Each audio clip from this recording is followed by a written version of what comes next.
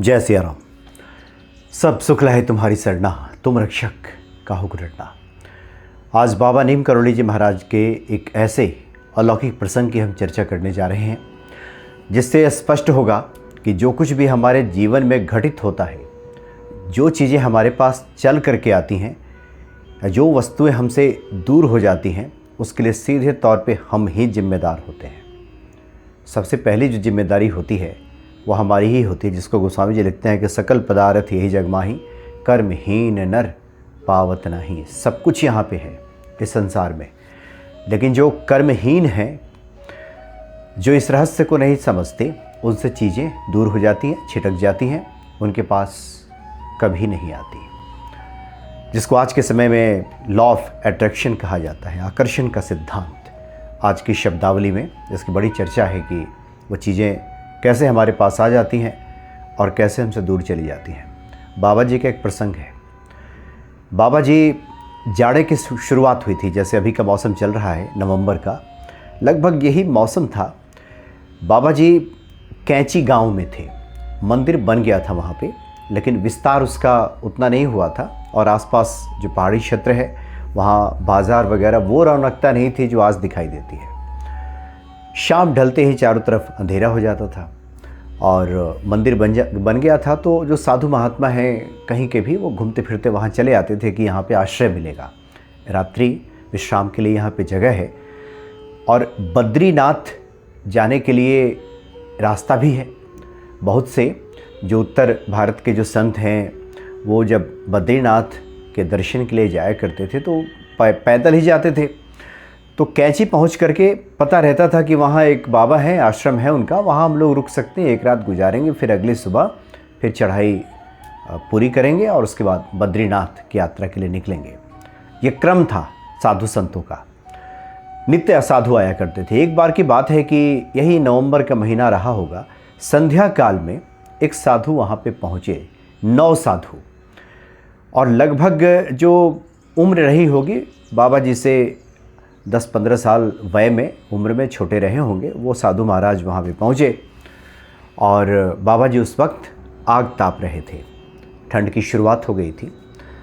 तो वहाँ पे गए। वहाँ का एक नियम था कि जो भी साधु महात्मा पहुँचे उनकी आवभगत की जाती थी। जो वहाँ पे सेवादार हैं, बाबा को कोई भी साधु पहुँचे तो उनको प्रसाद वगैरह खिलाना, उनका आदर सत्कार करना, उनको रहने के लिए समुचित व्यवस्था कर देना, ये पूरे वहाँ के जो सेवादार थे बाबा जी के निर्देश पे किया करते थे।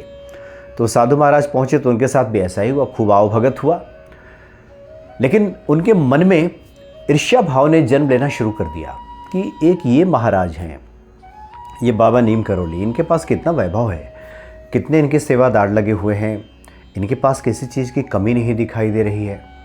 और एक हम लोग हैं, हम लोग भी साधु हैं, हम लोग भी परमात्मा की सेवा में लगे हैं, लेकिन हम लोग के पास तो ऐसा नहीं है, ये स्थिति तो हमारी है नहीं।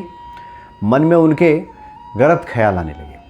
बहुत बार हम किसी के धन वैभव को जब देख लेते हैं, उसके आराम को देख लेते हैं, तो फिर ईर्ष्या भाव जन्म लेने लगता है और व्यक्ति कहता नहीं है उस प्रकार से, ठीक उसकी उलट बात करता है, उसकी उल्टी बात करता है। वो कहता है कि ये धन में क्या रखा है, ये तो धन के पीछे भागने वाले लोग हैं, ये तो पैसा कमाने में लगे हुए हैं, खाली पैसा के फेरे में रहते हैं। जबकि वो व्यक्ति ईर्ष्या भाव से बात कह रहे हो, उससे स्वयं पैसे चाहिए। लेकिन किसी पैसे वाले को देख करके, कोई साधु महात्मा अगर आराम से हैं तो देख करके ईर्ष्या भाव कई बार गृहस्थों को भी हो जाता है। जिन गृहस्थों के जीवन में परेशानी है, कठिनाई है, किसी साधु महाराज को देख लें कि अच्छी गाड़ी में चल रहे हैं या फिर वहाँ पे थोड़ा बढ़िया से रह रहे हैं, खाना पीना हो रहा है, तो लोग कहने लगते हैं आजकल तो इन्हीं लोगों की मौज है, आजकल तो देखिए साधु। तो ये जो भाव होता है ना, ये चीज़ें हमसे दूर करती हैं। बाबा जी के प्रसंग में स्पष्ट होगा।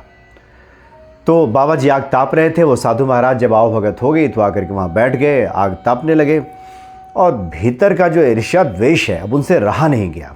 कहते हैं कि बाबा नीम करोली जी महाराज के शब्द हैं उनके, कहते हैं कि तुम धन संचय में लगे हो, साधु हो और ये सब संचय करते हो, ये सब वैभव बना के रखा है, कैसे साधु हो?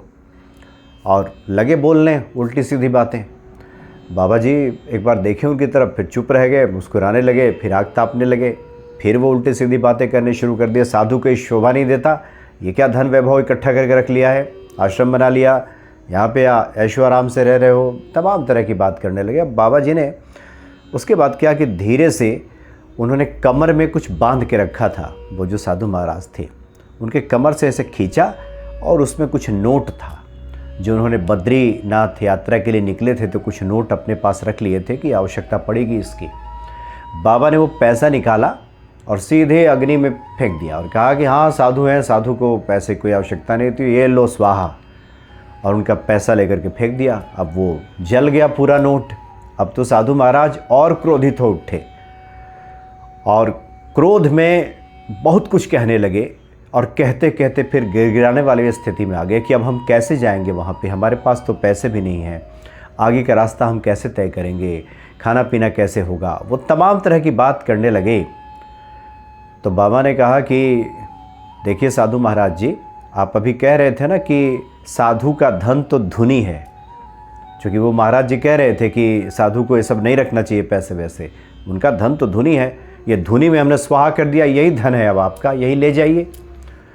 अब तो वो गिड़गिड़ाने लगे, बहुत परेशान हुए। तो बाबा जी तो सब समझते हैं, सब पे करुणा करने वाले, भटकों को राह दिखाने वाले। उन्होंने चिमटा उठाया और चिमटा अग्नि में डाला और वहाँ से एकदम करेंसी नोट एकदम निकालने लगे। वहाँ से जितना डाला था उसका दुगना निकाल कर उनको दे दिया और कहा कि देखिए इस तरह की बातें शोभा नहीं देती। जीवन चलाने के लिए जिन चीज़ों की आवश्यकता होती है उसको नकारा नहीं जा सकता, उसको इनकार नहीं किया जा सकता। और जिस चीज़ के प्रति आपका गलत भाव रहेगा वो चीज़ें फिर आपसे दूर होंगी। और उसके बाद साधु महाराज बड़े पछताए, प्रणाम किया, दंडवत किया और कहा कि महाराज हमसे भूल हुई। तो इस तरह के कई बार भाव हो जाते हैं कुछ लोगों के। आप अगर वृंदावन में जाएंगे तो वहाँ पे गोपेश्वर महादेव जी के मंदिर के पहले यहाँ बांके बिहारी जी मंदिर और गोपेश्वर मंदिर के बीच में एक मंदिर है, हनुमानगढ़ी। हनुमानगढ़ी अयोध्या वाला तो प्रसिद्ध है, सब लोग जानते हैं। वृंदावन में भी हनुमानगढ़ी है।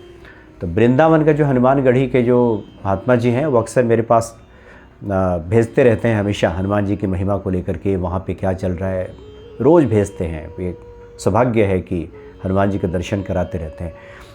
वो कह रहे थे कि जो हनुमान जी के भक्त होते हैं, अष्ट सिद्धियाँ 9 निधियाँ ऐसे लोगों के इर्द गिर्द नृत्य करती हैं, डिस्को करती हैं। उन्होंने कहा था कि कई बार आप अष्ट सिद्धियाँ 9 निधियाँ पैसे का पीछा करेंगे वो भागेंगी, और जो हनुमान जी के भक्त होते हैं ये पीछा करने लगती हैं।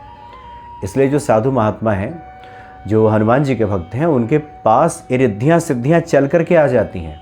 अब ऐसे लोगों के प्रति ईर्ष्या भाव अगर रखा जाए, ऐसे वैसे ख्याल रखे जाएं, तो इतना विश्वास रखिए कि वो चीज़ें तो बिल्कुल नहीं आने वाली हैं। जिन चीज़ों के प्रति हमारे अच्छे भाव नहीं होते वो चीज़ें दूर हो जाती हैं। यही आकर्षण का सिद्धांत है, यही लॉ ऑफ अट्रैक्शन है। हमारे साधु महात्मा बहुत पहले से ये बातें बताया करते हैं। चीज़ें आकर्षित कैसे होंगी हमारे पास? जो चीज़ें चाहिए उसके प्रति अच्छे भाव रखना शुरू करें पहले।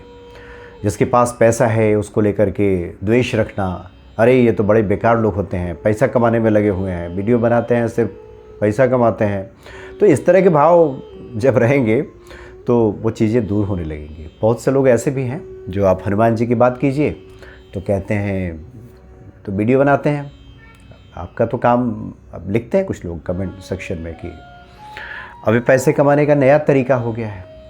तो तरीके तो नए नए निकलेंगे, हमेशा निकलेंगे, आपको समझ में नहीं आ रहा। और जब तक हनुमान जी कृपा नहीं होगी तब तक समझ में भी नहीं आएगा। तमाम अवसर हैं, वो अवसर समझ में तभी आएगा जब हनुमान जी कृपा करेंगे, जब हनुमान जी सद्बुद्धि देंगे। इसलिए बाबा जी का जो ये प्रसंग है, आप अलौकिक यथार्थ पुस्तक है बाबा जी की, अलौकिक यथार्थ, अलौकिक यथार्थ में आप पढ़िए, देखिए, उसमें सब लिखा है। बहुत सी किताबें हैं बाबा जी को करके, और ये तो जो छप गई हैं वो हैं बातें। अभी तो बहुत से ऐसे भक्त भी मिलते हैं जिनके पास रोज़ चमत्कार घटित हो रहा है, वो पुस्तक रूप में नहीं आता, फिर कोई व्यक्ति मिलेगा जो उसको संकलित करेगा, छपवाएगा, तो फिर लोगों को पढ़ने को मिलेगा। हमसे तो बहुत से लोग व्हाट्सएप पे छोटे छोटे अनुभव अपने भेजते हैं, प्रतिदिन की घटनाओं की चर्चा करते हैं कि कैसे उनके जीवन में बदला।